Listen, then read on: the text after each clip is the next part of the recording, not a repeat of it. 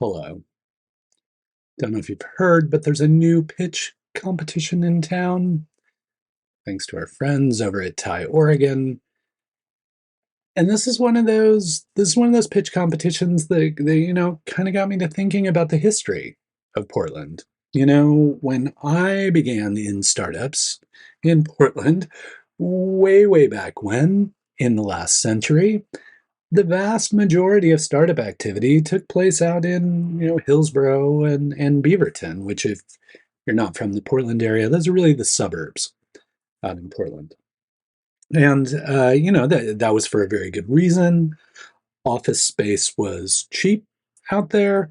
You often needed at that time a giant room of servers and then a giant room of engineers to help run said servers in order to build a software company. And so the cheap office space made sense. It also made sense that Intel and Tektronix were out there, and as they would spin interesting people off, or as people would leave with interesting ideas, they already lived out that way. So the startups began there. Then there started to become this infrastructure called the cloud.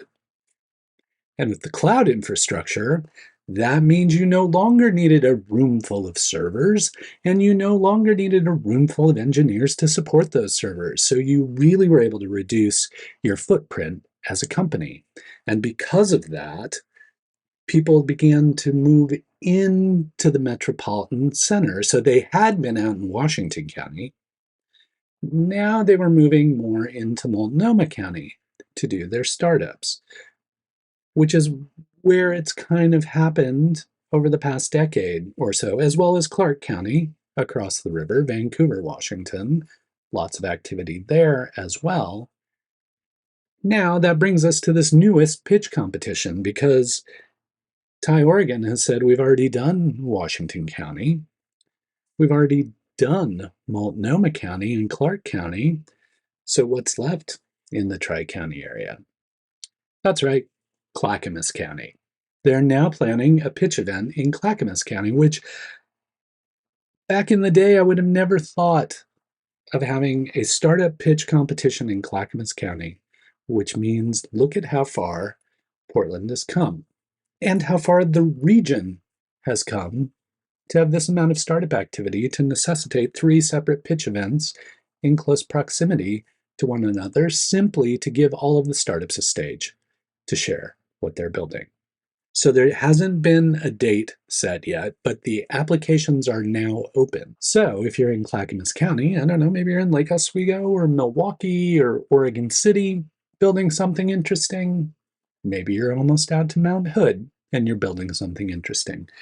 Regardless of where in Clackamas County you are, if you're building a startup and you would like to share that with the broader community and vie for investment, then I highly suggest you take a look at the Clackamas County pitch event put on by Thai Oregon. I will link it up.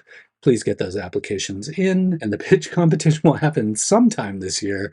We're just not quite clear on the date yet. So thanks again, Thai Oregon, for organizing all of that stuff and giving people these opportunities.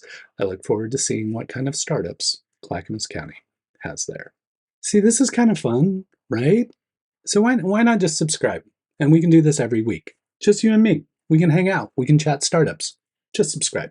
Not done with Thai because Thai Oregon, which is our regional Thai organization, the global Thai organization is currently accepting applications for Thai women. So if you are a woman-founded startup looking to take your company to the world stage, I highly suggest you put in an application for Thai women. We've had companies from the Portland area in the global competition for the past few years. So we happen to be a really strong region for Thai women because we have amazing women founders. So if you are one of those amazing women founders, please consider applying to Thai women. I would love to see you participating, not only regionally in the competition, but would love to see you sharing your startup on the global stage at Thai Women Global. Next week is Demolicious. Might want to go to the Demolicious and see what's going to happen there. Almost didn't happen. Demolicious almost didn't happen, but then they got enough folks, so they're going to have it. Hosted, as always, by Upstart Collective. And word around the campfire, there's some special things being planned for Demolicious in the future. I can't really reveal any of them right now. It's kind of top secret, but I know there's some interesting stuff going on. So yeah, if you're competing in Demolicious next week, I wish you the best of luck. And if you'd like to see some people sharing stories and pitching the concepts that they're working on, I highly encourage you to attend Demolicious. That will be taking place on a Thursday next week. It's usually on a Wednesday, but it's going to be next Thursday. So if you haven't been able to make it on Wednesdays, maybe you can make it on Thursday and see what people are building here in town. So, I was talking about startups like for the past decade or whatever, and they've been SaaS startups, those cloud-based software as a service startups, because really that's where a lot of venture capital has been focused. But all of a sudden, there's been a dip in that venture capital. Things have kind of slowed down, and people are like, well, slowed down how much? Well, I just saw a report from Crunchbase that 2024's numbers are half of what they were in 2023. So, granted, we're only halfway through the year, but they're half of what they should be halfway through the year. I think they were upwards of 17 billion something uh, last year in 2023, and right now they're at 4 billion something. So, not great numbers. If you're building a SaaS company and you're trying to raise capital, you probably are like, yeah, dude, I know. But it'll be interesting to watch this dynamic, see if we can catch up. There have been some great funding announcements here in Portland recently, but that seems to be not the current trend. So SaaS funding is down. Also, part of that may be categorized as AI funding now. So stuff that would have previously been categorized as SaaS, we may be talking about as AI funding. I don't know. But suffice it to say, it's not looking good if you're building a SaaS company and trying to raise capital. So if it's hard out there and you're feeling it, just please know that you're not alone. You're kind enough to come here and listen to me, and I appreciate it. I always enjoy hanging out with you. But I thought you might like a couple other podcast recommendations about Portland and awesome people talking about Portland. So here too. The first one is Kevin Cavenaugh on CityCast Portland. You might not recognize Kevin's name, but you definitely recognize his buildings. He has the Fair Haired Dumbbell, which is the brightly painted building on the Burnside Bridgehead on the east side. And he also has the Tree Farm, which is the building on the east side that's blue and kind of cloudy, but has a bunch of trees planted on the outside of it. He did the Zipper, which you may be familiar with on the east side. So he's done a lot of really compelling buildings here in town, but he's also dealing with some financial difficulties right now, and he's being pretty open about that. But despite all of that, he's still really bullish on Portland and believes that it is a perfect time to be investing in Portland. And I thought you might like to hear a little bit of that positivity. So if you can, please tune into CityCast Portland, which features Kevin Cavenaugh. I will link that up so that you can see that or listen to that. And then the other one, of course, is a, constant favorite. Stephen Green is on the Darwaft podcast. It's called Dare.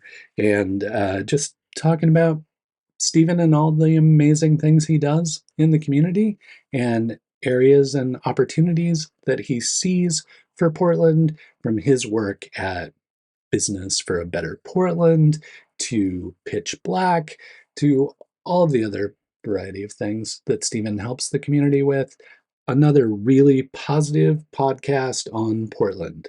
PPP, Positive Portland Podcast, featuring Stephen Green. So I highly suggest you take a listen to that one.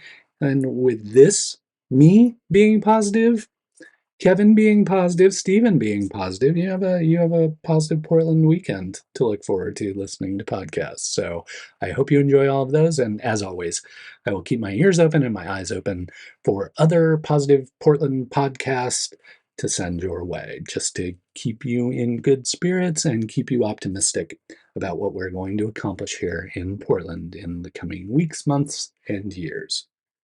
finally, it's a little off topic, but it is innovation. I talk about startups all the time and uh, ad nauseum, always talking about the startups. And, startups are innovative and we talk about innovation.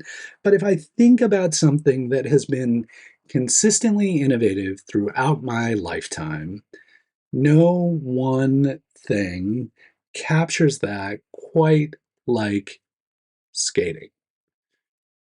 As I was growing up, like it was the 70s and skating was becoming a thing. As a teenager, I couldn't turn on the TV without getting a commercial about a VHS of Tony Hawk or Hosoi Mullen and the Gons doing skate tricks on a VHS tape that I just had to own. So I was really happy to hear that Portland will be hosting the Rockstar Energy Open, which will be a skating competition here in Portland in August. I think it's going to feature music as well, but it's going to be a skating competition that takes place on the waterfront and promises to bring some attention not only to Portland, but also promises to bring an innovative group of athletes and in some respects, artists to our community to help us celebrate the innovation that they pursue each and every day, coming up with new tricks, doing new things on their boards, and, you know, likely winding up with some broken boards that maybe our friends at Maple XO can do something interesting with as well. So keep an eye out for that. Really looking forward to seeing how that comes together and really celebrating that event that thankfully has chosen Portland to host. All right. So that's what I got for you this week. Are you doing okay? Doing well? Good. Just as a quick reminder, Sunday is Father's Day. So if you have a father in your life, maybe give them a little extra love on Sunday. Hang in there. Hope you're doing well. And until we get the chance to chat again, please keep up the good work.